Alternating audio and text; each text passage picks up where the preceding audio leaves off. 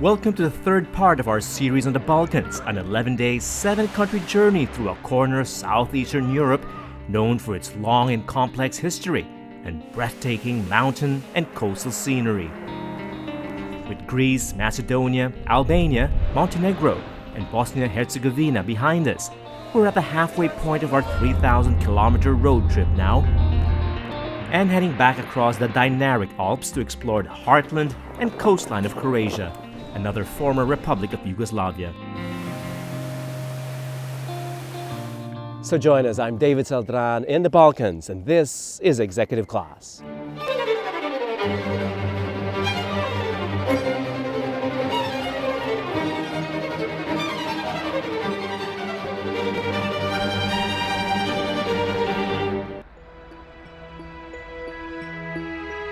Our journey through Croatia begins at its most famous and most photogenic destination, Dubrovnik, on the Dalmatian coast, the so-called Pearl of the Adriatic.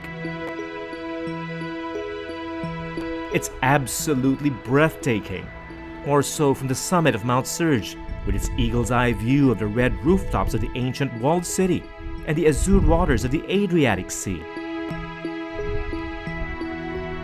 It's a picture hardly changed over the centuries, a scene disrupted only by a violent earthquake in the 17th century and during the 1991 siege of Dubrovnik by Serbs and Montenegrins in the Yugoslav army.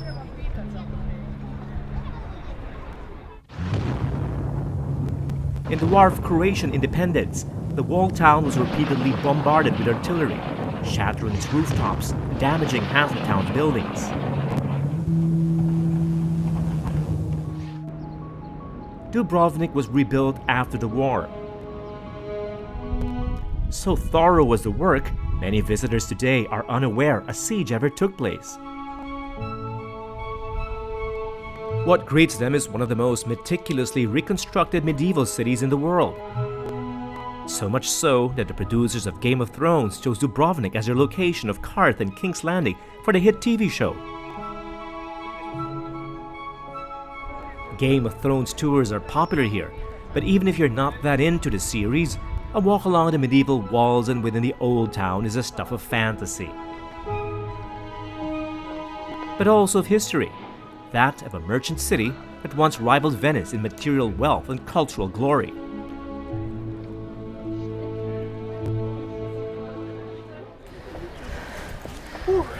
More climbing again. Christina, right? Yes, hello David. Hello. Hello.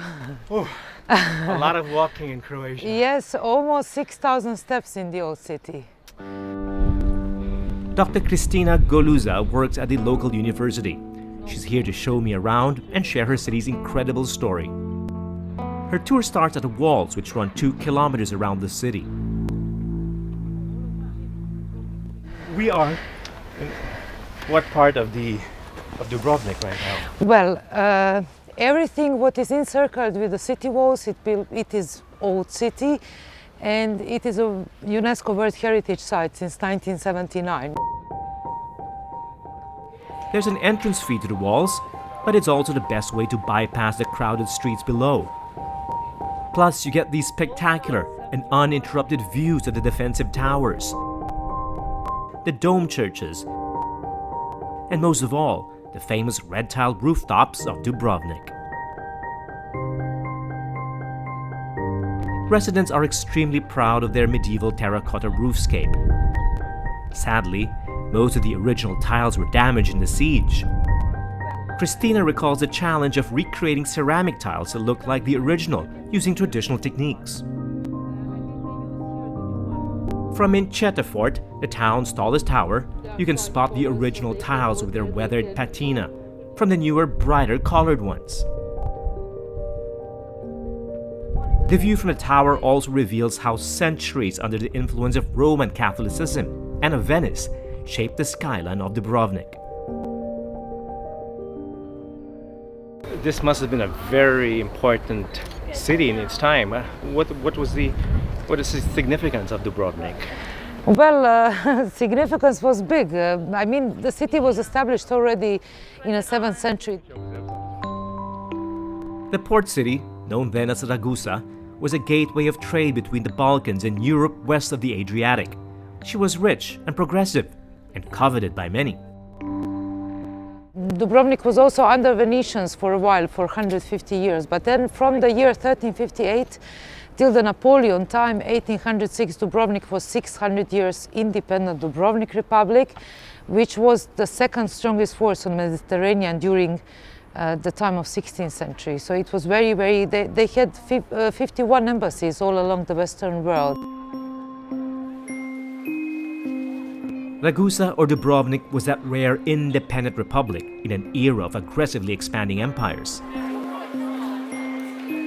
She earned her independence through skillful diplomacy and bribe money. And with peace assured, they set about building a highly developed culture and monumental architecture. At street level, where cars are banned inside the walls, you come face to face with the town's proud jewels.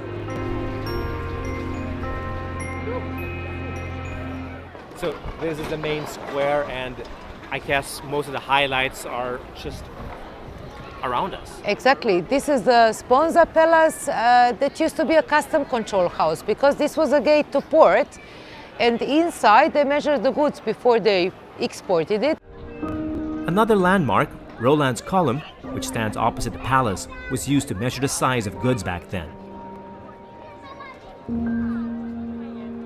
He was a symbol of the trade, and the length of his elbow was instead of meter. We had elbow before we got a meter, so elbow was around 51.2 centimeters today. The square and the streets around it offer a dizzying array of historic landmarks and majestic buildings, like the Baroque Church of St. Blaise, the Bell Tower, the Rector's Palace, once the seat of the Republic, and the treasury of the cathedral.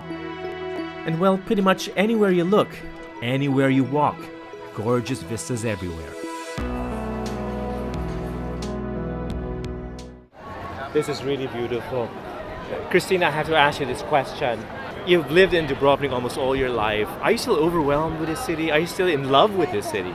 Well, I know it's strange, because when people want to travel, they want to see something different. I like to travel, but I'm always very happy when I come over here, because it's a really pure beauty, I would say. They thought about everything. The sun is setting over Dubrovnik and the town is beginning to empty. Before leaving, I take one final stroll within the walls, through narrow passageways and quiet squares, down Celdran, the main thoroughfare, and to the old port's landing. I must agree with Christina. Dubrovnik is overwhelmingly beautiful. It's one of the most beautiful places in the world, especially around sundown when the tour groups are all gone. This place is just magical. Dubrovnik is no longer the maritime power it used to be. But with a beauty this well preserved, it's no surprise she's Croatia's most visited city. Up next on Executive Class, we drive up the Adriatic coast to another legendary walled city.